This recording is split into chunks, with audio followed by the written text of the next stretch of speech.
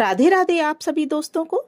तो दोस्तों, आज हम आपके लिए गणेश जी की कहानी लेकर आए हैं, जिसका शीर्षक है सेठ जी की आस्था और गणेश जी की कृपा। कहानी शुरू करने से पहले एक बार सभी गणेश जी भगवान की जय जरूर बोलें। और अब सुनते हैं गणेश जी की कहानी। एक गांव था जिसमें एक सेठ अपने परिवार के साथ रहता था। सेठ का गांव और आसपास के शहर में बड़ा व्यापार था। सेठ जी का गणेश जी में बहुत विश्वास था, क्योंकि उनका मानना था कि उनके परिवार की हर खुशहाली का कारण गणेश जी ही थे।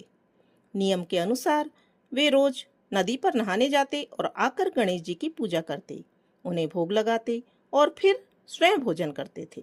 यह बात सेठानी जी को बिल्कुल भी अच्छी नहीं लगती थी। वह धार्मिक प्रवृत्ति की नहीं थी और ईश्वर में विश्वास भी नहीं रखती थी। एक बार सेठानी जी ने सोचा कि यह इतना गणेश जी को मानते हैं, गणेश जी की पूजा करते हैं, तो इससे होता क्या है। आज तो मैं देखती हूँ कि वो कैसे गणेश जी की पूजा करते हैं। अगले दिन जब सेठ जी नदी पर नहाने जाते हैं, तो सेठानी जी गणेश जी की मूर्ति को उठाकर मूर्ति को कपड़े से ढककर बगीचे में जमीन में दबा देती हैं। जब सेठ जी नदी पर से नहाकर आते हैं, तो देखते हैं कि गणेश जी की मूर्ति तो मंदिर में है ही नहीं।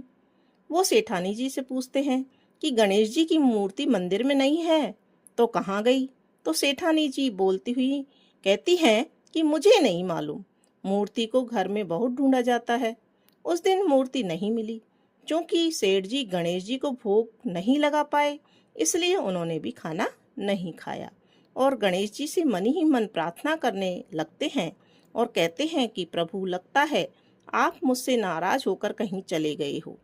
अब जब तक आप वापस नहीं आते, मैं खाना नहीं खाऊंगा। उस दिन पूरा दिन निकल जाता है। सेठ जी की गणेश जी में भक्ति अनन्य श्रद्धा थी, इसलिए उसी रात उनको एक चमत्कार के अनुसार एक सपना आता है, जिसमें सेठ जी एक छोटे से चूहे के साथ खेल रहे होते हैं और चूहे को खाने के लिए लड्डू देते हैं। चूहा लड्डू लेकर बगीचे में जाता है और जमीन को खोदता है और लड्डू को वहीं डाल देता है। अचानक सेठ जी की नींद खुल जाती है। सेठ जी बगीचे में जाते हैं और वहीं खोद कर देखते हैं जहां उनको सपने में चूहा लड्डू डालता दिखा था, और वहीं पर उनको कपड़े में लिपटे हुए गणेश जी की मूर्ति दिख जाती है। सेठ जी गणेश जी की मूर्ति की पूजा करके उनको वापस स्थान पर रखते हैं और सेठानी जी को सारी बात बताते हैं। बात जानकर सेठानी जी को बड़ा आश्चर्य होता है और अपनी गलती का एहसास भी होता है। अब वो सेठ जी को सारी बात बताती है और माफी मांगती है। अब सेठ और सेठानी दोनों मिलकर गणेश जी की पूजा करते हैं। तो दोस्तों, कहने का मतलब यह है कि सच्ची श्रद्धा हो तो ईश्वर जमीन फाड़ कर भी निकलते हैं। सच्ची श्रद्धा और विश्वास ईश्वर का ही एक रूप है।